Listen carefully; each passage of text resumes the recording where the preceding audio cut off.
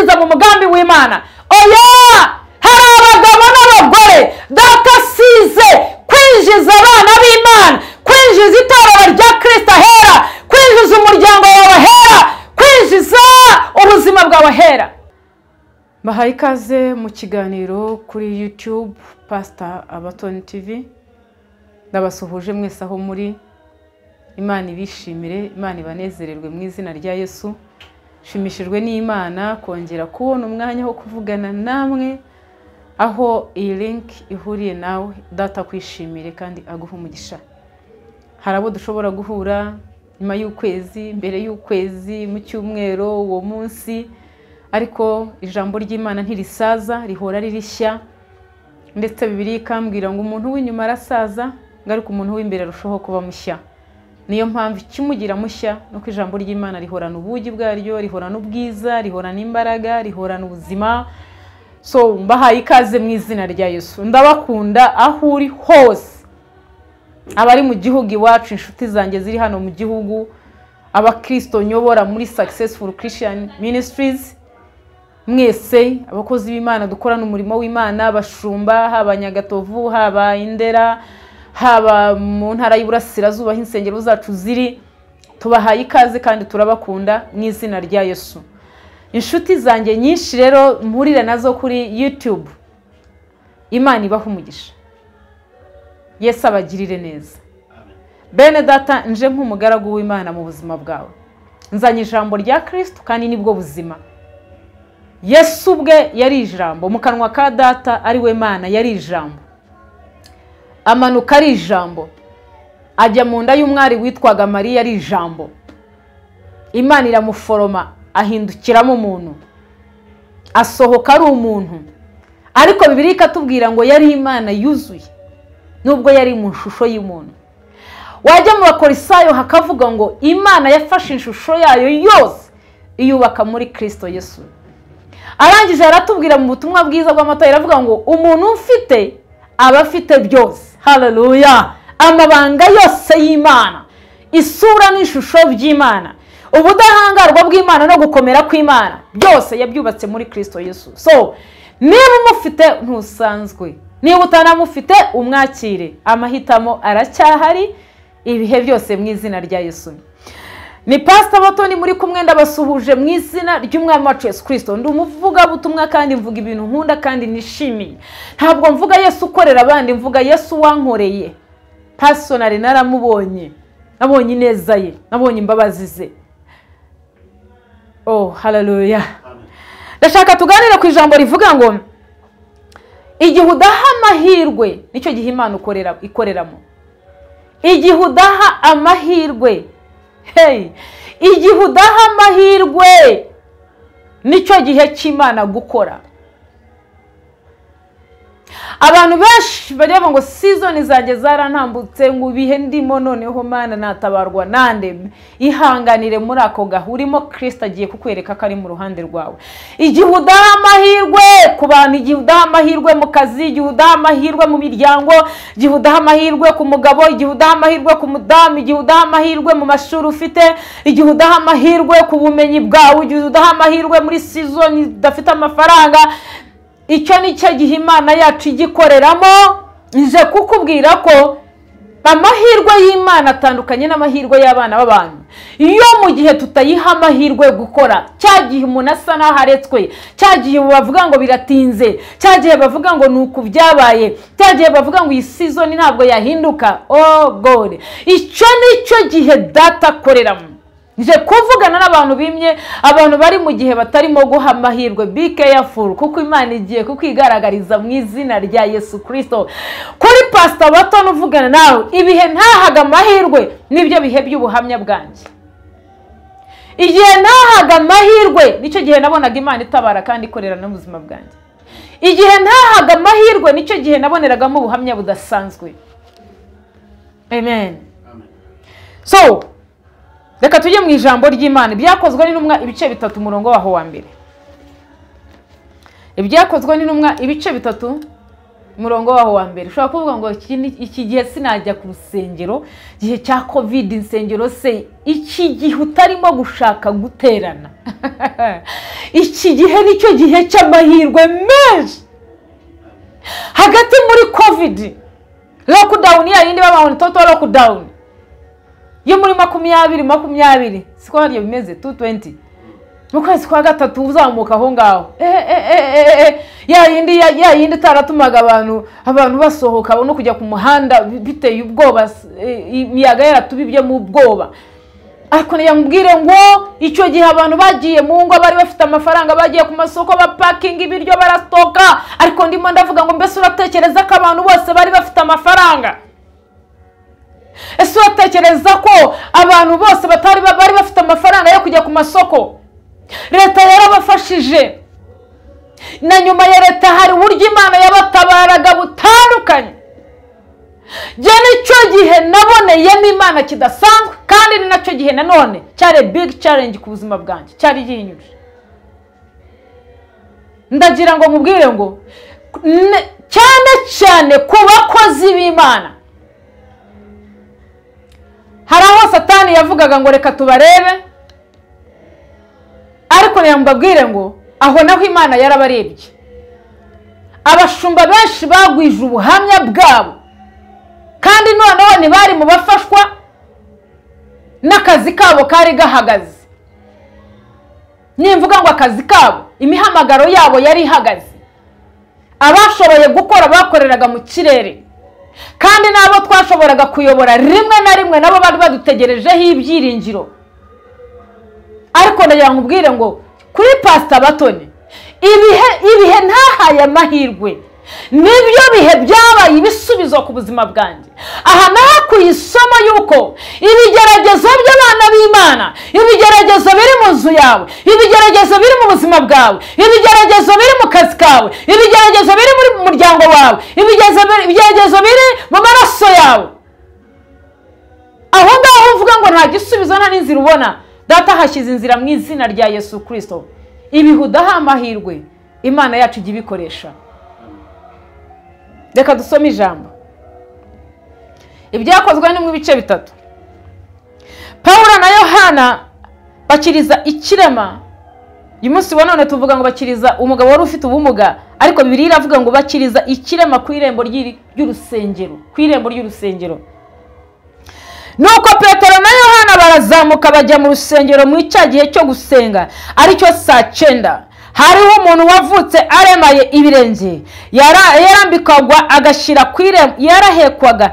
Hariho umuntu wavutse aremaye ibirenge, yarahekwaga agashyirwa ku irembo ry'urusengero ryitwa ryiza, kugira ngo asabirize abinjira mu rusengero.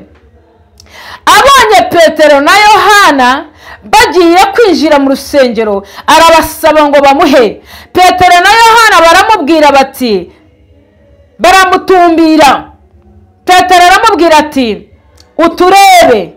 Abitaho agira ngo hari icyo bamuha. Petero aramubwira ati, ifeza n'izahabu ntabyo mfite, ahubwo icyo mfite ndakiguha. Mu izina rya Yesu Kristo w'i Nazareti, haguruka ugende. Maze amufata ukuboko kw'iburyo, arahaguruka.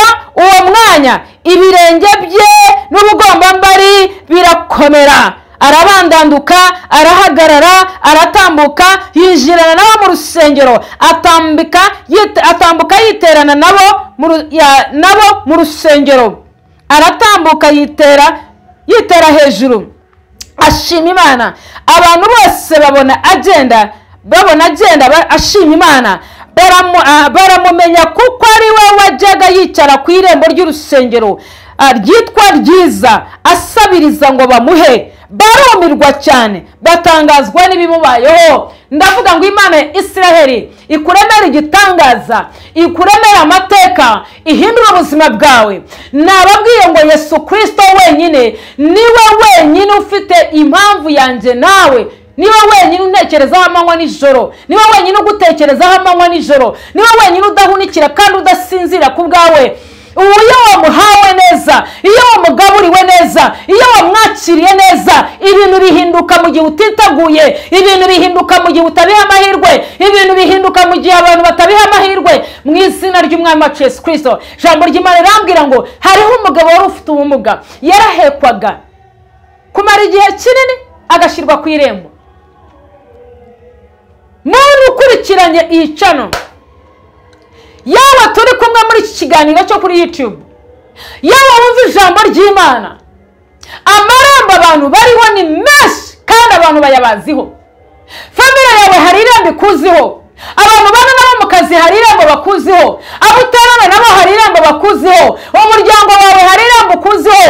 Hanze aha hari amarembo abantu babaziho, abantu batuziho, ariko nzanye ubuhanuzi buvuga ngo mu gihe iryo rembo ritinzeho nta n'amahirwe baguha, nawe nawe wiha. Nzanye ubuhanuzi buvuga ngo urahava mu izina ry'Umwami wacu Yesu Kristo. Hahaguruke mu izina rya Yesu, haguruka kuri iryo rembo ry'agasuzuguro, haguruka kuri iryo rembo ry'ubumuga, haguruka kuri iryo rembo ry'agahato, haguruka kuri iryo rembo ryo kwirukanwa mu kazi, haguruka kuri iryo rembo ry'ubushomeri. Hahaguruke mu izina rya Yesu.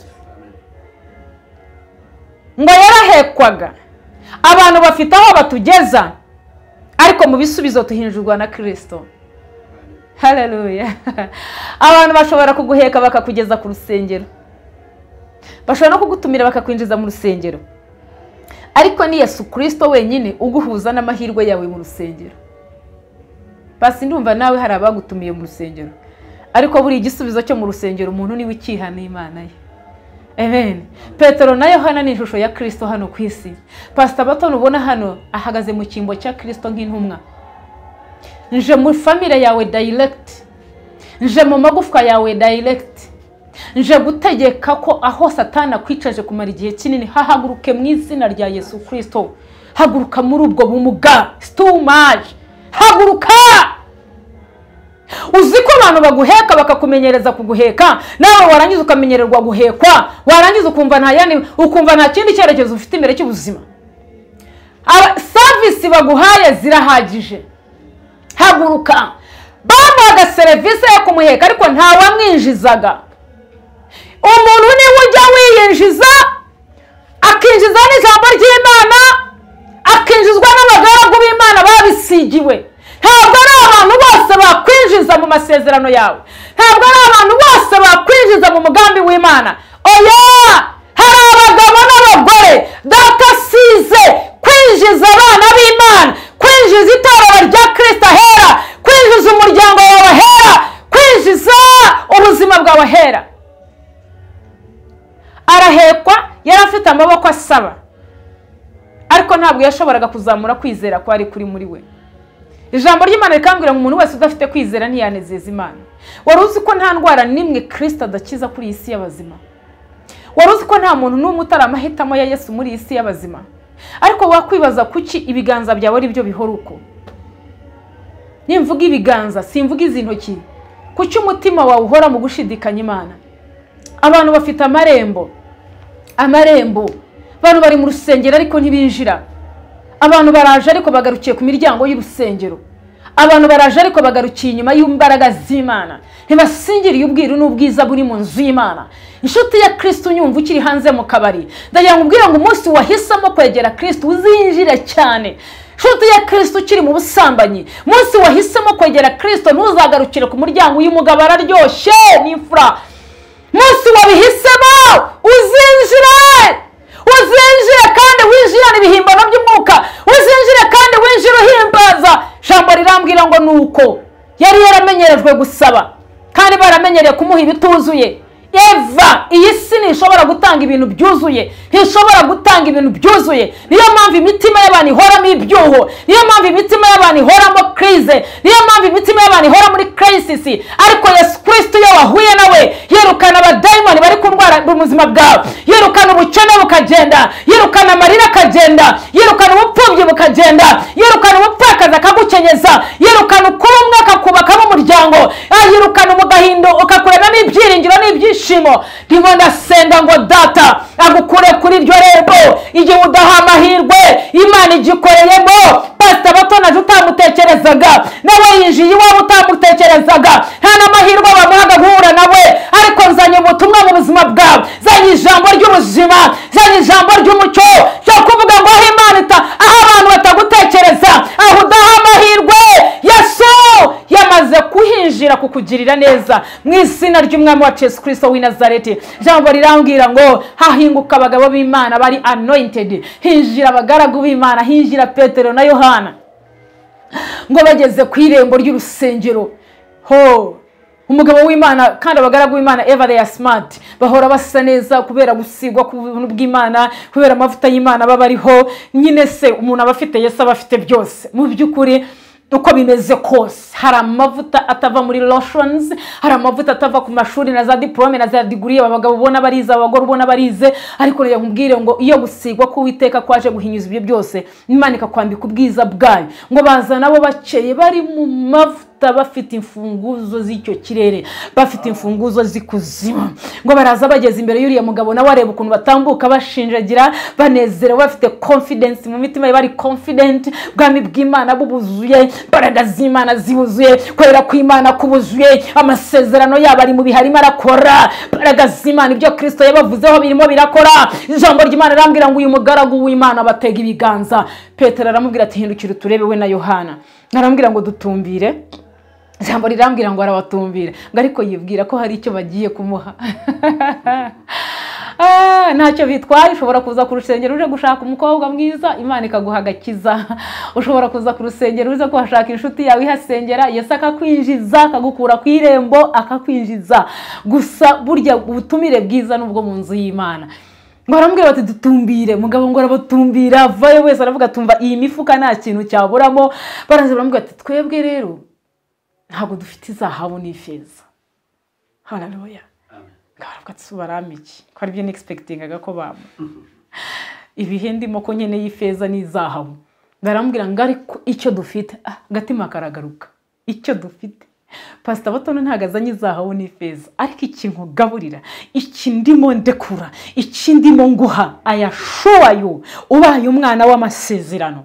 Iri ni ryo rembo ryinjiza umuntu kwa data. Aha niho ubuzima bw'abantu benshi buzimiriye.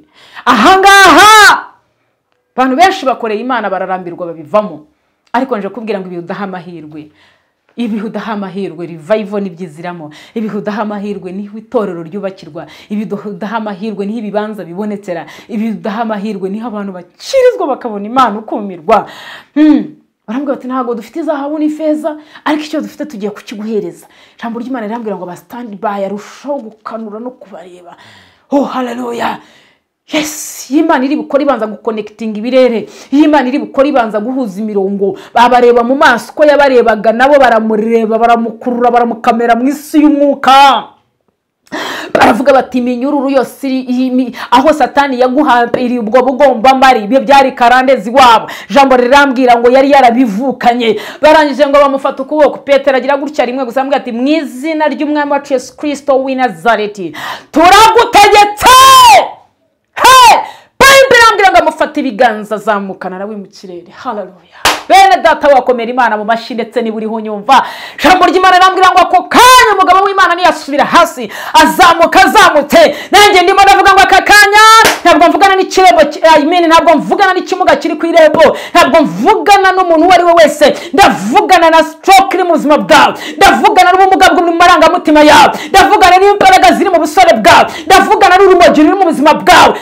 Katika generation kakanya ndahagurutsa family yawe mu mashimwe, hagurutsa ubusore bwawe mu mbaraga zo gukorera Imana, ndahagurutsa amashuri yawe uko usoze, ndahagurutsa intekerezo zawe nziza zari zarapfuye. Mwanzi yakwibye, subira mu itorero, subira mu buzima, akira Yesu, gamburuka va migambi y'ababi, akira Imana, akira Yesu, haguruka.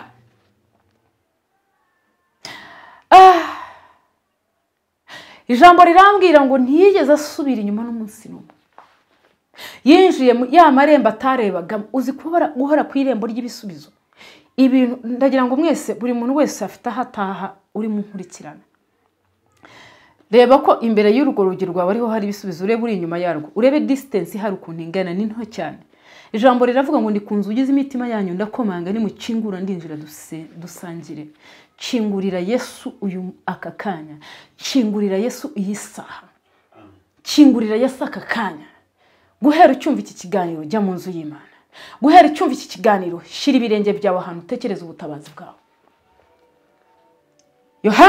Petero amufata ukuboko ngo yinjirana n'abara n'abasiga, guko yahimbazaga Imana asimbuka, ngo abantu baramumenya bibuka ko yabaye ku irembo ry'urugo. Bavuga ngo yise wa mugabo ujye usabiriza. Hari amazina Satani yakwambitse ariko data ari kwambuye mu izina rya Yesu Kristo.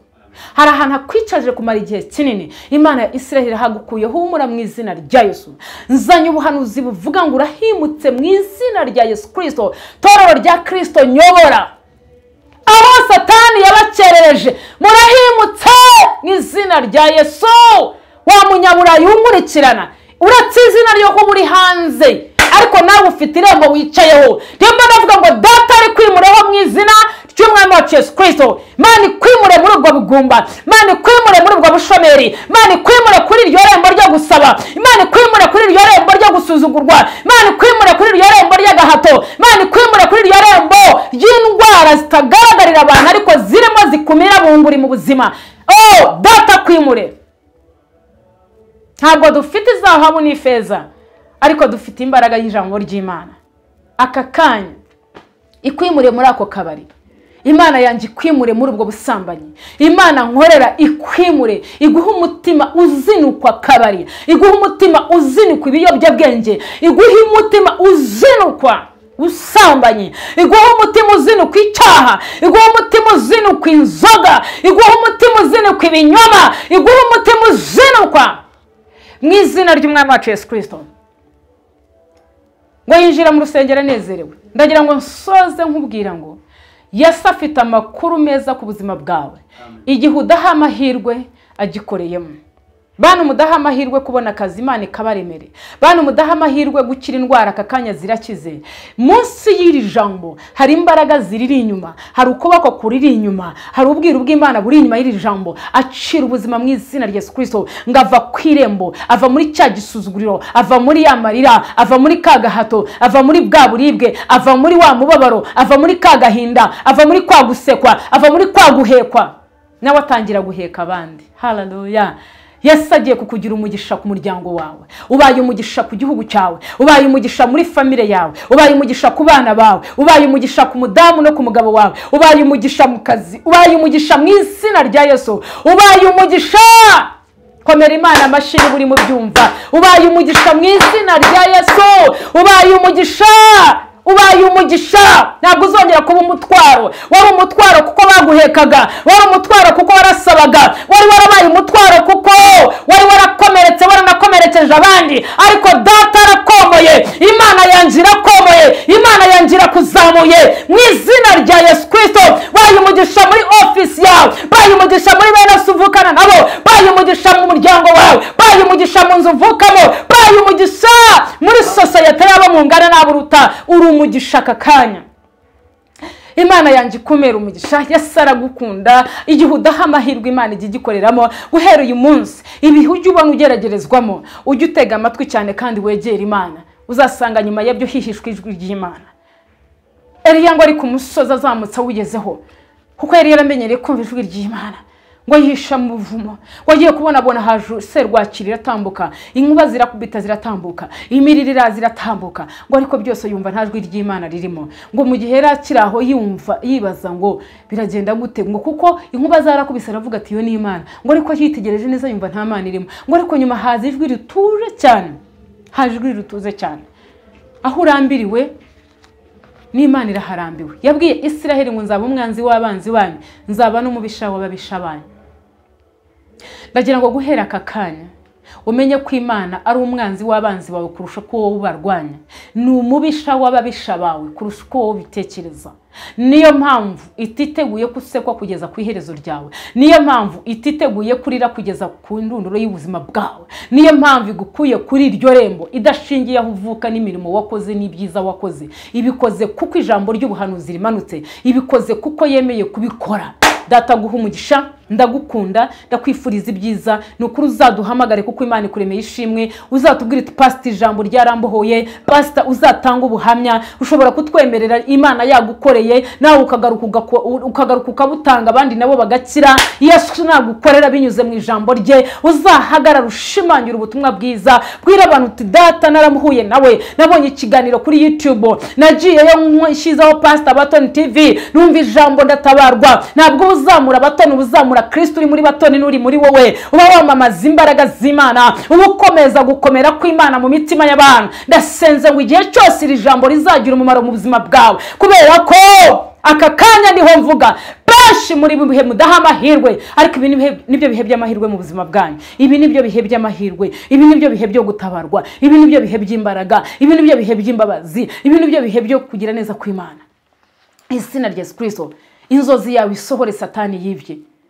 akazi kawe yibye kagaruke ubuzima bwawe yibye bugaruke buri cyo yatwaye cyose kiragarutse mu izina rya Yesu ndagira ngo nsoze nkubwira ko Imana igukunda kandi ndagira ngo nkubwire ngo urahavuye niba ubyizeye urahavuye niba unabishidikanyaho abandi bazakubwira ko bahavuye ariko ubu tuvugana nawe iryo rembo rivuyeho irembo ry'ubushomeri irembo rya credit ziri hanze aha irembo ry'amarangamutima yarangiye irembo ry'amarira y'ijoro himuke mu izina rya Yesu Kristo Ravuga pastor nasengeye ibintu ariko ntabwo birangirayo ndagira ngo nkubwire ngo data yarataraza isaha yari itaragera ibi bihudaha amahirwe bantu babiboneyemo Imana bibihe bavuga ngo cyakeze cyane twebwe nk'abashumba kongera gushumba itoro rya nyuma ya covid byari ibintu umuntu adaha amahirwe ko bishoboka ariko niho mboneye Imana irimo gukora after covid nubwo imiyaga igihari bone ukuboko kw'Imana muri ibi bihe nahaga amahirwe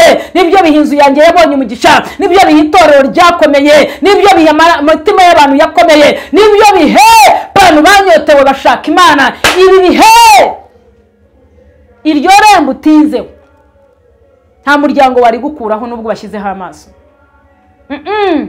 uzi impamvu hatinze kwari kugira ngo uzahure na pastor Abatoni uhave pastor Abatoni ninde ni umukozi w'Imana nicyo kirimo kugukiza n'imbaraga z'ijambo ry'Imana rero musoze nkubwire ngo have mu izina cy'umwami wacu Yesu Kristo reka nsengane nawe nudukenera uzajye kuri YouTube ushyiremo pastor Abatoni TV ibiganiro byacu byose bizaza uzarushaho kugubwa neza urushaho kumera neza icyongeyeho telefone zacu uraza kuzibona ariko twanaziguhereza 07 83 23 45 33 07 83 23 45 33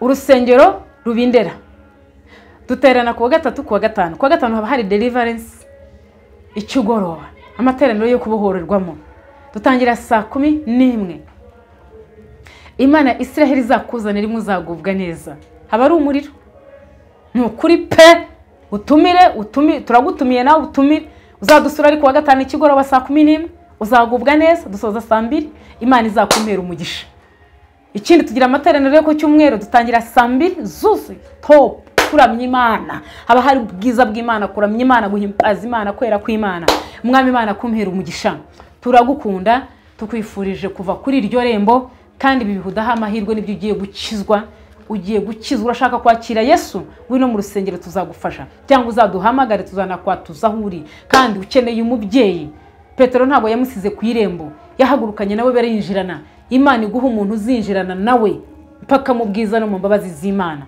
n'imbere ya Kristo data Yesu akumera umugisha turabakunda mu izina ry'umwami wacu Yesu Kristo ni pastor Abatoni mwari muri kumwe shalom